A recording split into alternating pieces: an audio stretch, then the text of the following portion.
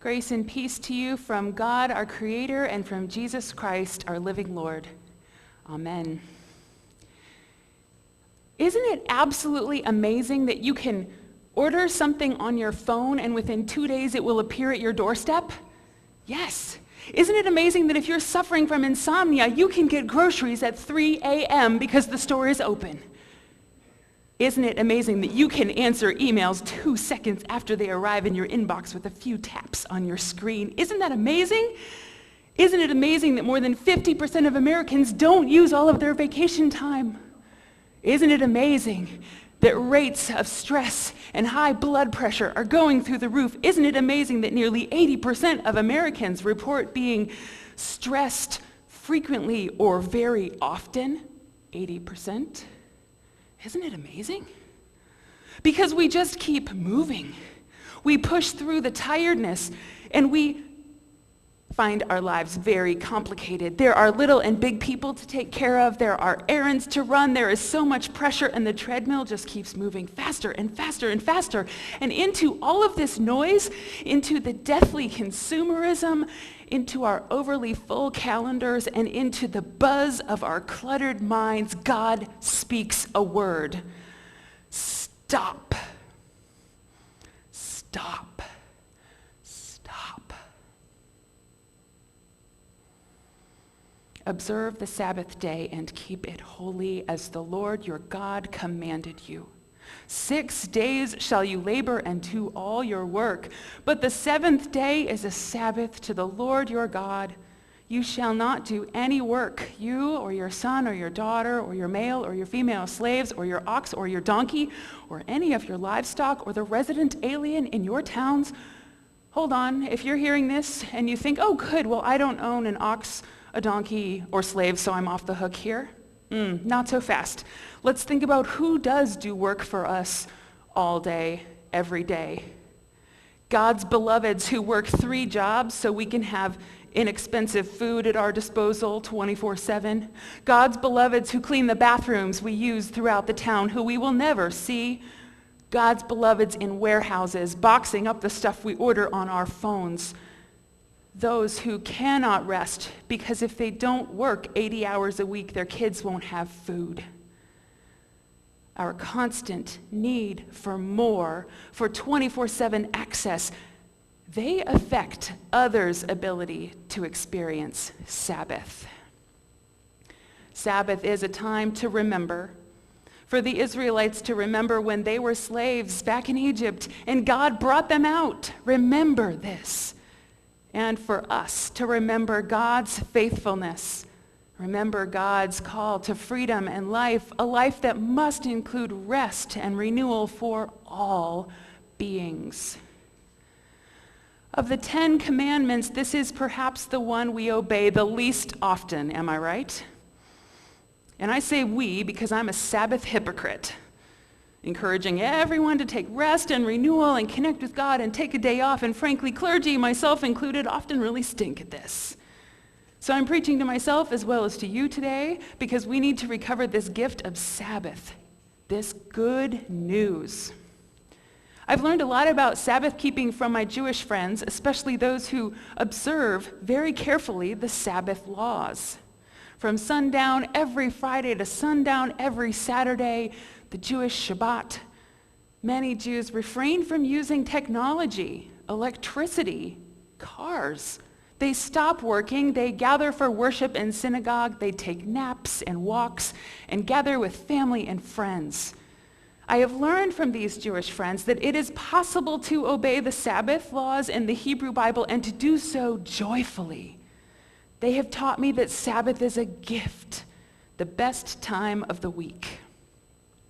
It is important to remember that while some Jews observe Shabbat by not using electricity, others do use their phones and cars, but are still very intentional about using Shabbat to connect with God, family, friends, and themselves. Jewish communities have taught me there are many, many ways to faithfully keep the Sabbath, and Jesus also knew this. In Mark's gospel today, the Pharisees are trying to catch Jesus breaking the Sabbath laws. Pharisees, that Jewish sect especially focused on the observance of the law. They were trying to catch Jesus breaking those laws. So on that day, that Sabbath day, Jesus went into the synagogue and right there in front of everybody healed a man. There were, of course, rules about not healing on the Sabbath unless someone's life was in danger. But Jesus did not let those rules stop him on this day. He saw the man with the withered hand and told him to stretch it out, and instantly his hand was restored. This healing miracle clearly broke the Sabbath rules and confirmed for the Pharisees that Jesus was up to absolutely no good. So did Jesus throw out the Sabbath in this act? Do Christians no longer need this commandment? No, Jesus did not throw it out. But he did remind us that God's mercy and love are more urgent than religious rules. Because what is the Sabbath for? Sabbath is for connecting with God, connecting with loved ones, connecting with ourselves.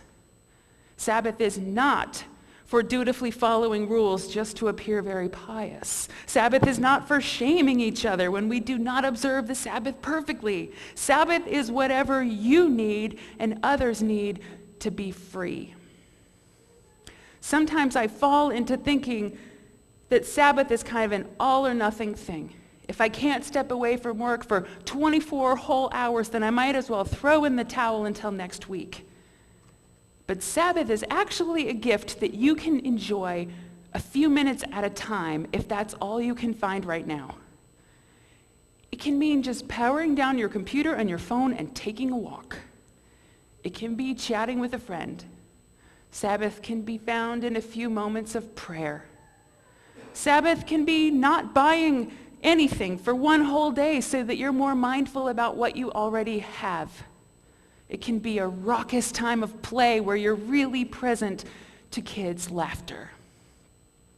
Because for some of you, a whole day of rest and renewal is just not feeling possible. Whether you're caring for young ones, older ones, family members who are ill, or you have work responsibilities that bleed into every day of the week, Sabbath is hard. Nevertheless, God still speaks into the chaos, inviting us to stop. Stop believing that you are invincible and don't need to rest. You do. Stop believing that if you just push harder, God will love you more. That's impossible. Stop believing that the saving of the world is up to you. God's got this. So stop. For Jesus followers like us, Sabbath is not about strict rules. It isn't about guilt or blame or shame. It is a gift that we can receive and enjoy. Like this time together on Sundays when we gather here and open our hands and receive bread we did not earn. And we hear the promises in the waters of baptism. As later this morning, our dear beloved little Eva Grace will be washed in the waters.